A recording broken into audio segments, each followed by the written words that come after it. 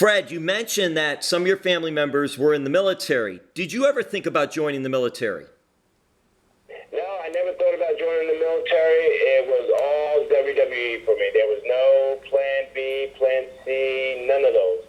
I was I had that laser-like focus. I had that drive and the determination to be WWE superstar. I always say without commitment, you'll never start.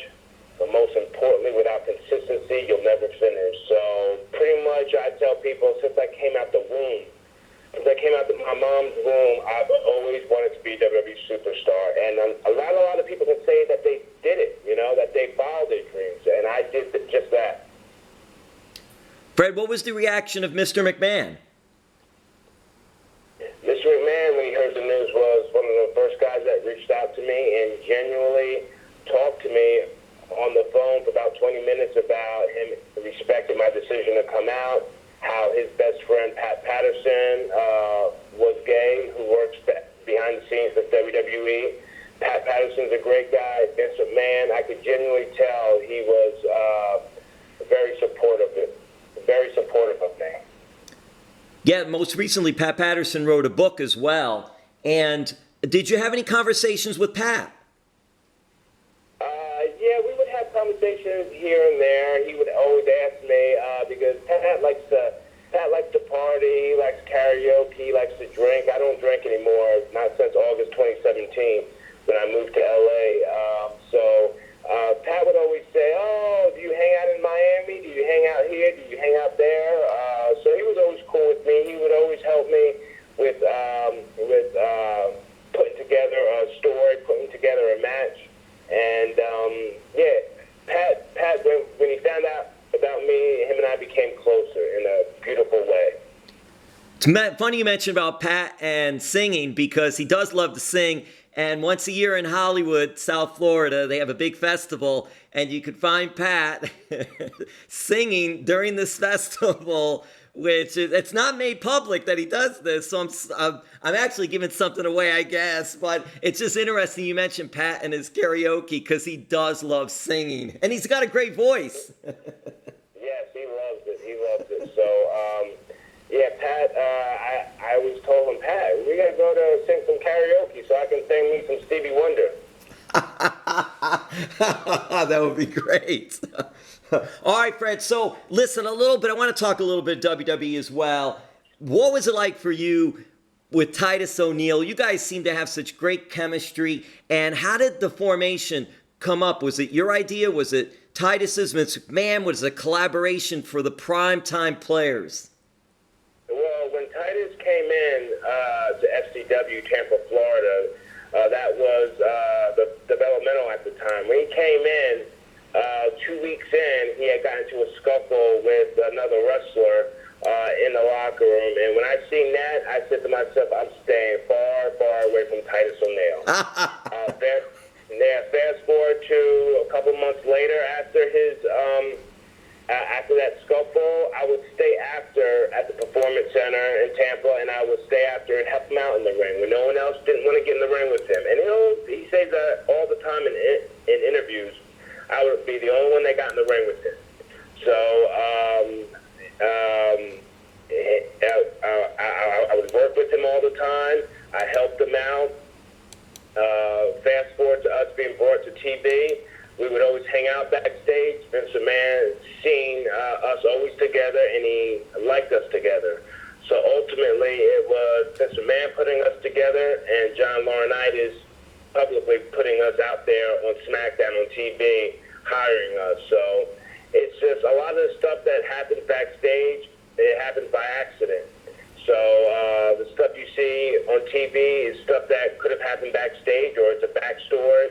So we started doing the primetime players, and it was very fun. It was very fun. Titus, the one thing I learned about him is that the most intimidating thing is about Vince McMahon is his office door. And what Titus would do was he would bust down the door and say, "Hey, what's going on?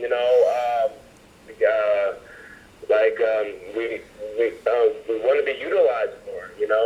Titus and I had ideas, so Titus was he was a good businessman. So I was the guy that helped him in the ring, and he was the the guy that, tried to seal the deal. So we both complemented each other very well.